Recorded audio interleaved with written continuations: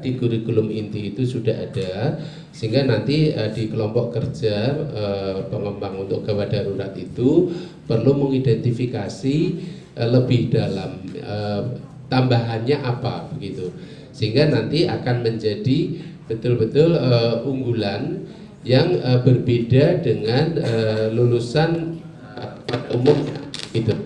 Ya, jadi tambahannya harus jelas, kemudian diikuti dengan mapping terkait dengan Renstra untuk SDM, kemudian untuk sarana dan pengguna lulusannya, kemudian juga kompetensi lulusannya.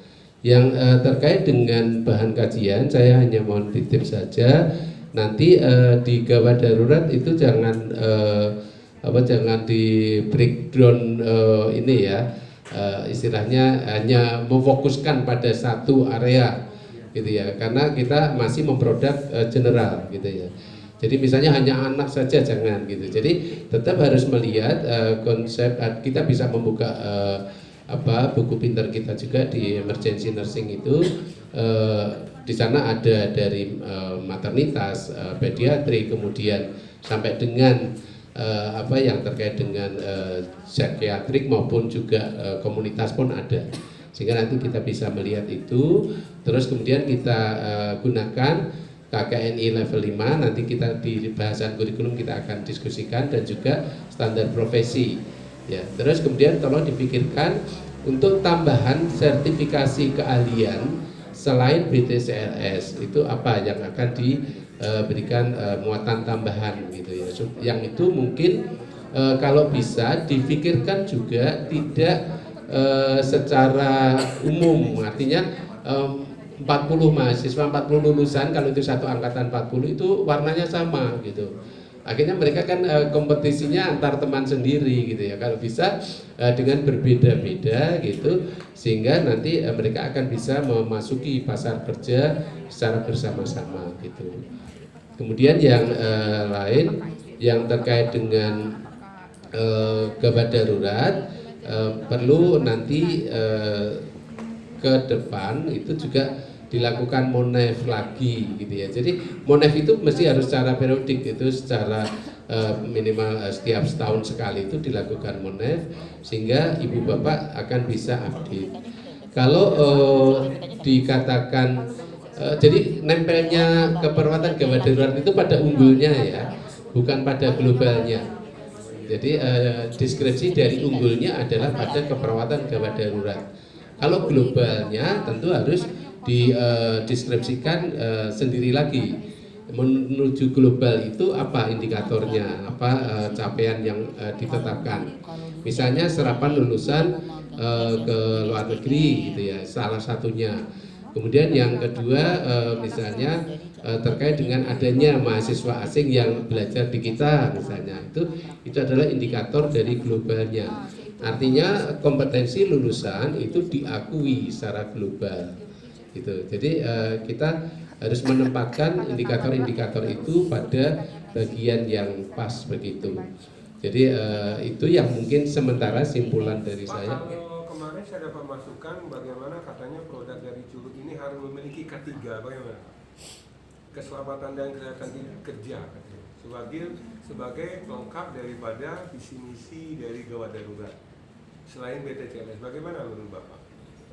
Ini yang lebih tahu adalah ibu bapak yang menggunakan lulusan ya, dan juga dari para lulusan gitu. Kita harus punya evidence base. Jadi begini, analognya kalau kita akan berbicara nanti di kurikulum gitu ya, berangkat dari visi itu kan analognya ibu-ibu itu kalau mau memasak kan mesti menanyakan yang akan makan. Mau makan apa bapak, mau makan apa nih anak-anak gitu kan, baru memikirkan belanjanya, masaknya apa, kan begitu. Analognya itu kalau saya ya, kita akan menghasilkan lulusan yang seperti apa. Kita tanya pengguna lulusan butuhnya perawat yang seperti apa gitu. Nah kalau memang Pak Dery ini ada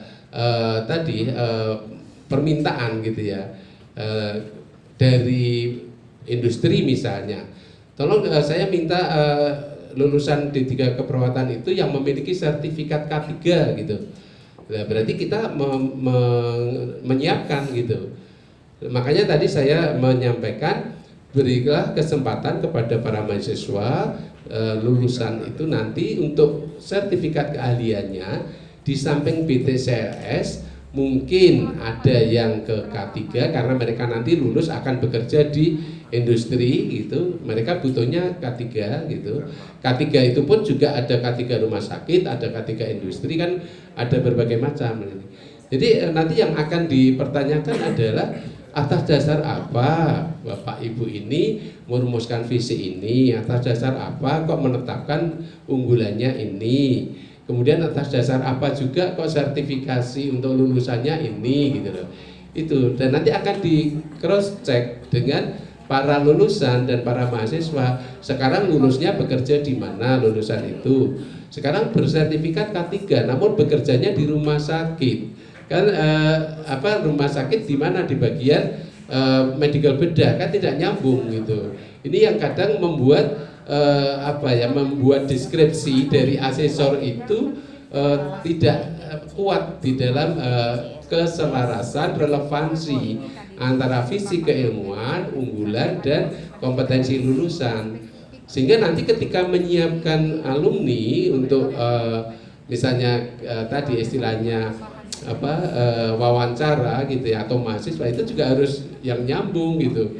Kita unggulannya gawat darurat, ya carilah alumni yang memang dia bekerja di gawat darurat, bekerja di dunia industri tadi, sehingga akan memberikan jawaban yang sesuai dengan kompetensi saya gitu. Ketika saya belajar agak sesuai ilmu yang saya pelajari dengan ketika saya bekerja gitu, akan nyambung. Kalau kita hadirkan tidak sesuai, nanti kan jawabannya jadi kurang bisa mendukung ya, sebagai evidence based. Itu yang trik-trik barangkali strategi. Silakan Pak Dery, kalau memang ada lulusan yang istilahnya menekuni ataupun mengembangkan karirnya nanti di perusahaan, dibekali dengan K3, silakan. Ya. Namun tadi akhirnya kan itu ada pilihan gitu ya, tidak semuanya, karena nanti belum tentu mereka akan bekerja di perusahaan atau di rumah sakit gitu ya.